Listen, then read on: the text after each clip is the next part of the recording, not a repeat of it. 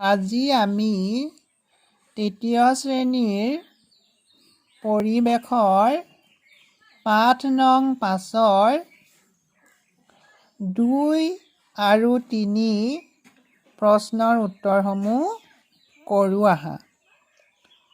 2 নং ক অংশৰ লগত খ অংশ আঁচ টানি মিলাও আহা। ভেকুলী উভচৰ প্ৰাণী। শিয়াল মাংসভোজী প্ৰাণী। কাউৰী সৰ্বভোজী প্ৰাণী। হৰিণা তৃণভোজী প্ৰাণী।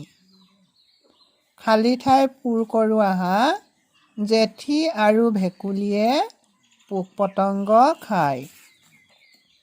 মাছে ফান আৰু ফিছাৰ সহায়ত পানীত সাঁতুৰিব পাৰে।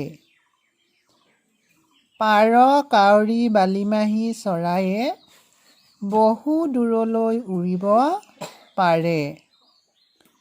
উট পক্ষীয়ে বেগাই দৌৰিব পাৰে। পৰৱৰ্তী সময়ত আমি এই পাঠটোৰ অন্যান্য প্ৰশ্নসমূহ কৰিম। আজি তোমালোকে এইখিনি ঘৰত কৰিবলৈ চেষ্টা কৰিবা।